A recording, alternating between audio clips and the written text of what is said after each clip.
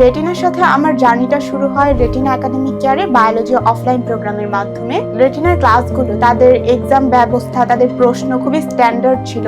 আমার আশেপাশে আমি যাদেরকে দেখেছি ওরা সবসময় রেটিনাকে আগে চুজ করতো। তো ওটা দেখতে দেখতে আমার একটা আস্থা তৈরি হয়ে যায় এবং আস্থাটার সর্বোচ্চটা রেটিনা আমাকে দিয়েছে। আসসালামু আলাইকুম, আমি ফাহমিদা নওশিন 2025-26 সেশনে মেডিকেল ভর্তি পরীক্ষায় 533তম স্থান অধিকার করে শহীদ সোহরাওয়ার্দী মেডিকেল কলেজে অধ্যয়ন করছি। এই রেজাল্টটি আমার জীবনের আনন্দঘন মুহূর্তগুলোর মধ্যে একটি। আমার অনেক দিনের পরিশ্রম, চেষ্টা, টেনশন, রিভিশন, হার্ডওয়ার্ক সব কিছুর একটি ফলাফল ছিল এই রেজাল্ট। আমার জন্য খুবই স্পেশাল ছিল আর এখনো আছে, আর আমি আশা করছি থাকবে ইনশাল্লাহ। রেজাল্ট দেখার মুহূর্তটা, সেই অনুভূতিটা আসলে ভাষায় প্রকাশ করার মতো না। আমি এক্সাম দেওয়ার পর যতটা কনফিডেন্ট ছিলাম, রেজাল্ট দেখার সময় কিন্তু ততটাই ভয়ে ছিলাম এবং আমি নিজেও দেখিনি। আমার ফ্রেন্ড আমাকে রেজাল্টের স্ক্রিনশট নিয়ে দিয়েছিল। আমার কোনো মতে বিশ্বাস হচ্ছিল না যে এটা আমার রেজাল্ট। আমি সরাসরি সিজদায় চলে গিয়েছি, মহান আল্লাহ তাআলার অশেষ কৃতজ্ঞতা প্রকাশ করেছি এবং তারপর আমার মাকে জানিয়েছি।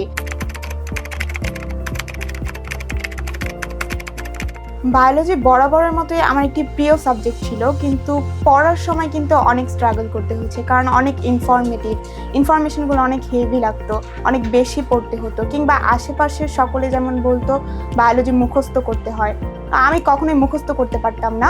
তো এটা আমার জন্য খুবই স্ট্রাগলের বিষয় ছিল। সেক্ষেত্রে আমি একটা জিনিস এক লাইন বারবার পড়ে একবারে মুখস্থ না করে আমি ওটা কিছুদিন পর পর দেখার চেষ্টা করতাম। প্রথম দিকে কিছুটা কষ্টের হলেও পরে এটা ইজি হয়ে গেছে। আর যেহেতু আমাদের 100 মার্কের এক্সাম হয় মেডিকেলে, আর সবচেয়ে বেশি কোয়েশ্চেন আসে বায়োলজি থেকে, সুতরাং খুবই মনোযোগের সহকারে, গুরুত্ব সহকারে পড়াটা আমার জন্য অনেক হেল্পফুল হয়েছে। রেটিনার সাথে আমার যাত্রা শুরু 2023 সাল থেকে, আমার এসএসসির পর একটি বায়োলজি অলিম্পিয়াডের মাধ্যমে। আমি যখন কলেজে পড়া শুরু করলাম বায়োলজিটা, বাসায় খুব ভালো মতো পড়ছি, কিন্তু আমার সবসময় মনে হতো কোথাও একটা গ্যাপ রয়ে গেছে। যেহেতু পরীক্ষা দেওয়া হচ্ছিল না, তার জন্যই রেটিনার একাডেমিক ব্যাচে ভর্তি হয়ে যাই। আর এখানে নিয়মিত পরীক্ষা হতো, টিচাররা খুব যত্ন সহকারে পড়াতো। বলতে গেলে একটা চ্যাপ্টারের 80% ক্লাসেই পড়া হয়ে যেত, আর বাকি 20% আমার বাসায় গিয়ে পড়া বা আমার কোথায় সমস্যা আছে সেটা খুঁজে বের করা এবং পরবর্তীতে পরীক্ষায় এসে অ্যাটেন্ড করা। এবং পরীক্ষা দিয়েই সেটা সমাপ্ত থাকতো না, টিচাররা অলওয়েজ এটা বলতো যে তোমার কোথায় ভুল হচ্ছে সেটা আইডেন্টিফাই করো, যেন ভুলটা পরে আর কখনো না হয়। এছাড়া আমি শুধু পড়ার কথাই বলবো না, আমার মেডিকেল জার্নিটা কেমন হওয়া উচিত সেই গাইডলাইনে রেটিনা অনেক বড় ভূমিকা রেখেছে। রেটিনার অবদান অনস্বীকার্য।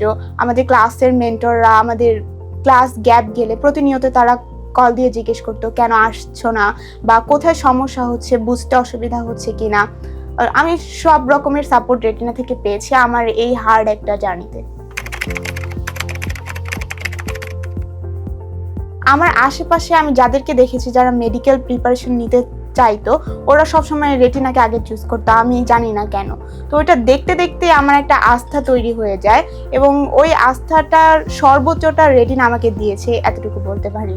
রেটিনার সাথে আমার জার্নিটা শুরু হয় রেটিনা একাডেমিক কেয়ারে বায়োলজি অফলাইন প্রোগ্রামের মাধ্যমে এবং এই 2 বছর, আমার এইচএসসির 2 বছর যে আমি নিয়মিত ক্লাস করেছি, এখানে টিচাররা আমাদেরকে খুব যত্ন সহকারে পড়িয়েছে।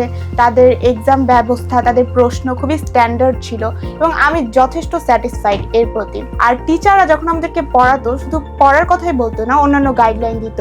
তাদের মেডিকেল জার্নিটা কেমন ছিল বা তারা কিভাবে এখন মেডিকেলে সার্ভাইভ করছে, তাদের প্রতিনিয়ত এক্সপিরিয়েন্সগুলো শেয়ার করতো। ওই প্রত্যেকটা ছোট ছোট কথাই আমার পরবর্তীতে যখন আমি প্রিপারেশন নিচ্ছিলাম তখন এসে আমাকে খুব হেল্প করেছে যে না, এটা আমারও করা লাগবে, আমারও পেতে হবে। আমাদের যখন ক্লাস হতো, আমাদের টিচাররা সবসময় বলতো যে কে কে মেডিকেলে চান্স পেতে চাও, হাত উঠাও। তো কখনো ভয় লাগতো যে আমি হাত উঠাবো, পাবো কি পাবো না, মানে যখন আমি শুরুর দিকে ক্লাস করছি। কিন্তু পরের ক্লাসগুলোতে আমি সবার আগে হাত উঠাতাম। পাবো কি পাবো না এটা পরের কথা, কিন্তু এতটুকু কনফিডেন্ট থাকা বা আমার ইচ্ছা থাকা যে না আমাকে পেতেই হবে এর জন্য চেষ্টা করা, তো এটা আমার পরবর্তীতে রেজাল্ট পরবর্তী সময়ে অনেক মনে পড়েছে।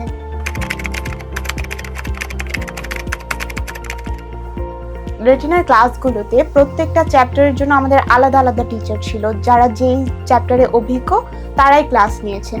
এক্ষেত্রে নতুন টিচারদের সাথে প্রতিনিয়ত ক্লাস হওয়ার পরও আমার আলাদা কোনো ব্রেক পেতে হয়নি যে আমি তার পড়া বুঝছি না, বরঞ্চ তারা অভিজ্ঞ হওয়ায় আমি আরও খুব সহজেই বুঝে গিয়েছি চ্যাপ্টারগুলো, বা পার্সন টু পার্সন চেঞ্জ হওয়ায় তাদের যেমন এক্সপিরিয়েন্সও চেঞ্জ হচ্ছিল, তারা নিজেদের এক্সপিরিয়েন্স শেয়ার করছিল মেডিকেল জার্নিতে, ওটা আমাকে আরও বেশি ইন্সপায়ার করেছে।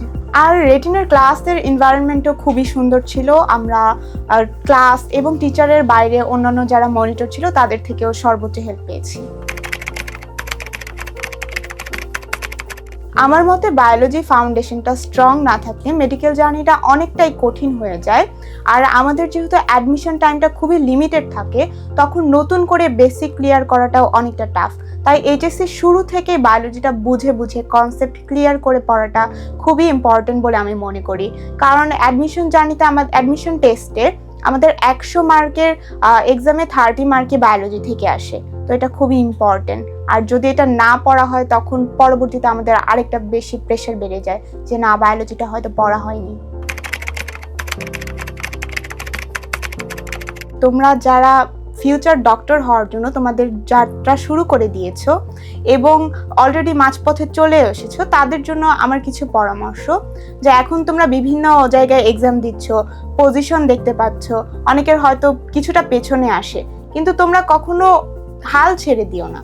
আর সবচেয়ে বড় টিপস যেটা, সেটা হচ্ছে আল্লাহর কাছে প্রতিনিয়ত সাহায্য চাওয়া। ওভারঅল রেটিনা একাডেমিক কেয়ার এবং রেটিনা মেডিকেল অ্যাডমিশন কোচিংয়ের সাথে আমার এই দীর্ঘ পথ চলায় আমি তাদের প্রত্যেকটি সার্ভিস থেকে যথেষ্ট স্যাটিসফাইড, এবং এজন্য আমি আমার জুনিয়র বা ব্যাচমেট যারা সেকেন্ড টাইম হিসেবে প্রিপারেশন নিচ্ছে তাদের উদ্দেশ্যে বলবো, তোমরা রেটিনাকে চুজ করতে পারো। আমি আশা রাখছি যে আমি যেই সার্ভিসটা পেয়ে স্যাটিসফাইড হয়েছি, রেটিনা তোমাদেরকে সেই সার্ভিসটা দিতে পারবে বলে আমি মনে করছি।